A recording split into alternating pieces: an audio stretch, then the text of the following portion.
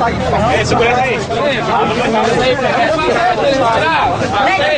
Pega esse vídeo aí. Deixa o Judas, deixa o Judas aí. Deixa o Judas, deixa o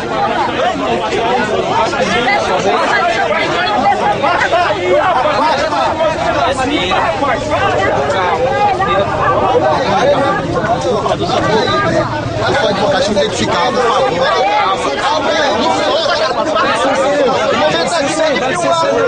Rapaz, respirar. Deixa ele respirar, calma aí.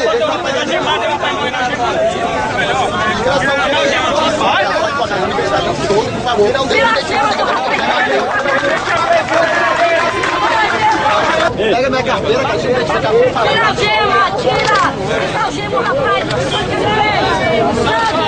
Virou danado. É minha carteira, mano. Eu quero me identificar, eu quero... Pede pra me identificar, deixa eu me identificar, por favor.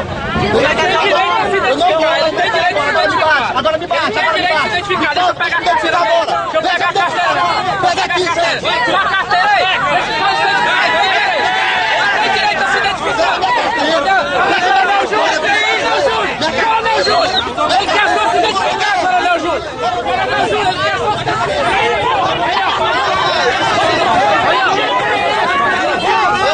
Coronel Júlio, ele quer só se identificar, Coronel. Solta! Solta, meu amigo! Solte!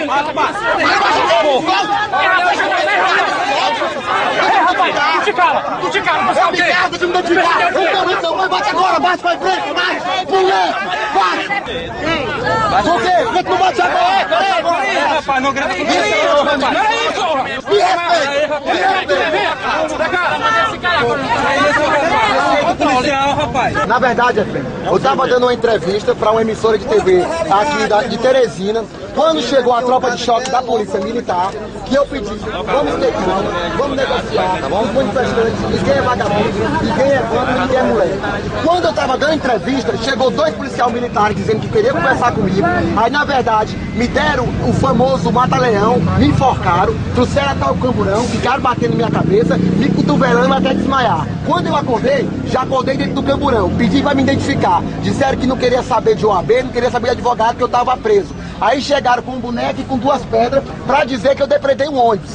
Aqui não foi depredado nenhum ônibus. Eu tava dando uma entrevista quando foi preso. Isso. E o detalhe, eu tava no exercício de minha função, fui convocado pelo DCE para acompanhar o ato quando me prenderam e não deixaram nem me identificar. Isso é um abuso de autoridade por parte da Polícia Militar, no qual eu vou atrás para cada um possa responder por esse processo. Não estou dizendo que a Polícia Militar toda tem profissionais desse tipo, mas infelizmente tem algumas pessoas que não merecem estar vestindo a farda da Polícia Militar.